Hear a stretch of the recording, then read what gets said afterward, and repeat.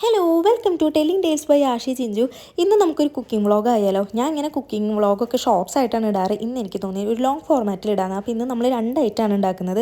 ഒന്ന് കസ്റ്റാർഡും പിന്നെ ഈ മാംഗോ ഐസ്ക്രീമും. അപ്പോൾ വിക്കി ഫീൽഡ് എന്ന് പറഞ്ഞിട്ടുള്ള ഒരു ബ്രാൻഡിൻ്റെ കസ്റ്റാർഡ് പൗഡറാണ് ഞാനും ഇവിടെ എടുത്തിരിക്കുന്നത്. ബട്ടർ സ്കോച്ച് ഫ്ലേവറാണ് കേട്ടോ. അപ്പോൾ ഇതിന് 48 രൂപയാണ് വരുന്നത്. സൂപ്പർ മാർക്കറ്റിലൊക്കെ ഇത് അവൈലബിൾ ആണ് കേട്ടോ. അപ്പോൾ നമുക്ക് ഇതിന് വേണ്ടിയിട്ട് ഒരു പാക്കറ്റ് പാല് വേണം. അപ്പോൾ ആ പാക്കറ്റ് പാല് മൊത്തം ഞാൻ എടുക്കുന്നുണ്ട്. അതിൽ അവരൊരു അളവൊക്കെ കൊടുത്തിട്ടുണ്ട്. ഞാൻ കൃത്യം ആ അളവിലല്ല എടുത്തത്, എൻ്റേതായൊരു രീതിയിലാണ് കേട്ടോ. അപ്പോൾ ഒരു പാക്കറ്റ് പാലെടുത്ത് അതിലേക്ക് നമുക്കിനി ഈ കസ്റ്റാർഡ് പൗഡർ മിക്സ് ചെയ്ത് കൊടുക്കണം. അപ്പോൾ ആദ്യം തന്നെ ഞാൻ ഈ കസ്റ്റാർഡ് പൗഡർ ആ ബോക്സിൽ നിന്ന് ഒരു ബൗളിലേക്ക് ഇട്ടു. എന്നിട്ട് അതിന് ശേഷം ഞാനത് പാലിലിട്ട് നല്ലോണം മിക്സ് ചെയ്തെടുക്കുന്നുണ്ട്. പിന്നെ അതിലേക്ക് പഞ്ചസാര ആഡ് ചെയ്യണം. 2 ടേബിൾ സ്പൂൺ മതി എന്നാണ് അതിലവർ കൊടുത്തിരിക്കുന്നത്. പക്ഷേ എനിക്കതെന്തോ പോരാൻ തോന്നി. ഞാനൊരു 2 ടേബിൾ സ്പൂണും കൂടി കൂടുതൽ ഇട്ട് കൊടുത്തിട്ടുണ്ടായിരുന്നു. പിന്നെ അത് നല്ലോണം ഇളക്കിയെടുക്കണം. കട്ടയൊന്നും പിടിക്കാത്ത വിധത്തിൽ നല്ലോണം ഇളക്കിയെടുത്തതിന് ശേഷം നമ്മളിനി ഇത് കുക്ക് ചെയ്യാൻ പോവുകയാണ്. ഇത് നമ്മൾ അടുപ്പത്ത് വെച്ച് ഒരു മീഡിയം ഫ്ലെയിമിൽ വെച്ചിട്ട് നല്ലോണം ഇത് കുറുക്കിയെടുക്കണം. നമ്മളിങ്ങനെ ഉണ്ണികൾക്ക് കുറുക്കൊക്കെ ഉണ്ടാക്കുമ്പോൾ കുറുക്കില്ല, അതേപോലെ ഇതാ കുറുക്കിയെടുക്കണം. ശരിക്കും കുറച്ചുകൂടി സോഫ്റ്റായിട്ട് വരുമായിരുന്നു. പാലിൻ്റെ അളവ് കുറഞ്ഞതുകൊണ്ടാണോ എന്ന് എനിക്കൊരു സംശയമുണ്ട്. ഇച്ചിരി കട്ടി തോന്നുന്നുണ്ടായിരുന്നു. എന്തായാലും കുഴപ്പമില്ല. ലാസ്റ്റ് ഞാനതെല്ലാം ഒരു ബൗളിലാക്കിയിട്ട് അത് തണുക്കാൻ വെച്ചു.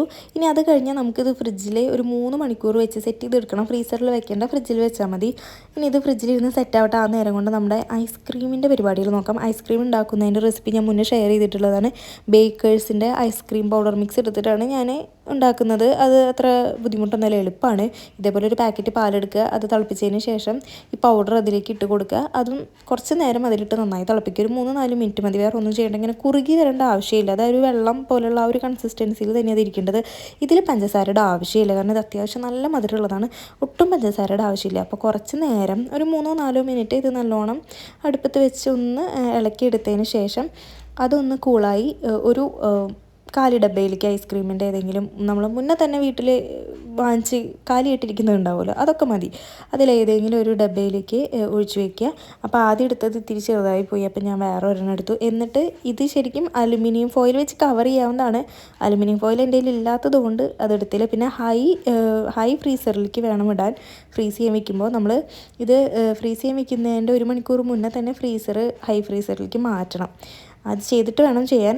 ഇത് തന്നെയാണ് കഴിഞ്ഞ തവണ എനിക്ക് പറ്റിയത്. 3-4 മണിക്കൂർ കൊണ്ടൊന്നും ഇത് അത്ര കട്ടയാവുന്നുണ്ടായിരുന്നില്ല. കുറച്ചധികം നേരം വെക്കേണ്ടി വന്നിരുന്നു.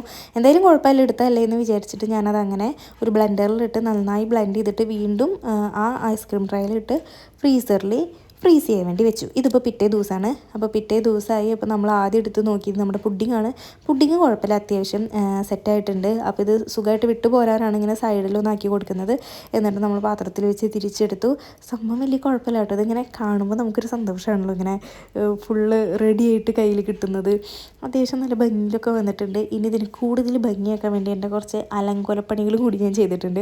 ചോക്ലേറ്റ് വാങ്ങിച്ചിട്ട് ഞാനത് മെൽറ്റ് ചെയ്ത് വെച്ചിട്ടുണ്ടായിരുന്നു. അപ്പോൾ അതൊന്ന് അതിൻ്റെ മേലെ ജസ്റ്റ് ഇങ്ങനെ ഒരു ഡിസൈൻ പോലെ സ്പ്രെഡ് ചെയ്ത് കൊടുത്തിട്ട് കുറച്ച് ചെറിയും കട്ട് ചെയ്ത് വെച്ചു. അത്രയേ ഉള്ളൂ.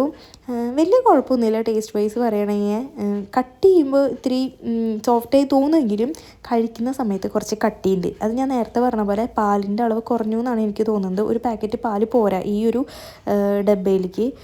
പാല് കുറച്ചും കൂടിയും അധികം വേണം എന്നാണ് എനിക്ക് തോന്നുന്നത്.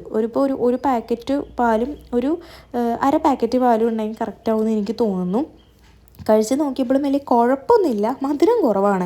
മധുരം 2 ടേബിൾ സ്പൂൺ മതി എന്നാണ് അവർ പറഞ്ഞത്. പക്ഷേ ഞാനൊരു 2 ടേബിൾ സ്പൂൺ കൂടുതൽ ഇട്ടതാണ്. പക്ഷേ എന്നിട്ടും മധുരം കുറവായ പോലെ തോന്നിയത്.